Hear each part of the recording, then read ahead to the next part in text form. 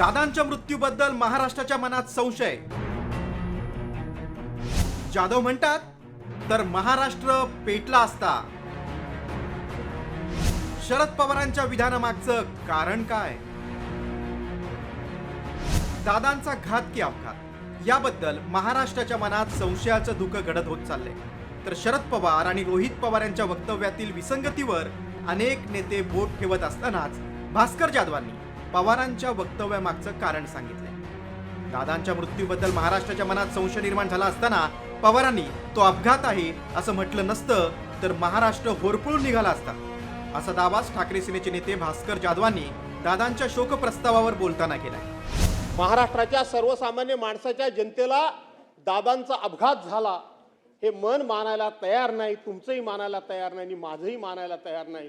कुठेतरी घातपात झालाय असंच वाटतं की त्या दिवशी पवार साहेबांनी सांगितलं की हा घातपात नाही, हा अपघातच होता, म्हणून रोहित पवार वेगळं बोलतात आणि पवार साहेब वेगळं बोलतात असा त्याचा अर्थ लागता कामा नये. पुऱ्या महाराष्ट्रामध्ये हे लोण पोचलं असतं आणि सरकारनं कितीही ताकद लावली आणि कुणीही लावली तरी त्याला कंट्रोल करणं हे कोणालाही शक्य झालं नसतं.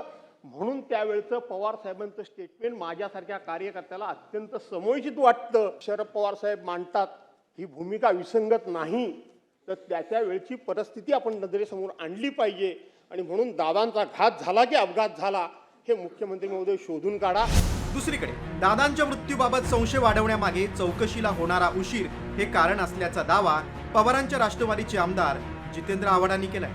जेवढा चौकशीला उशीर करतील, जेवढा चौकशी लांबवतील, जेवढ्या या खोट्या नाट्या गोष्टी सांगतील की ब्लॅक बॉक्स जळून गेला, तेवढ्या संशयाला वाव मिळण्याला जागा निर्माण होत आहे.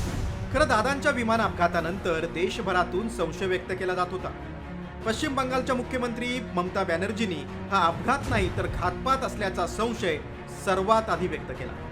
तर काँग्रेसच्या दिग्गज नेत्यांनीही ममता बॅनर्जींची री ओढली.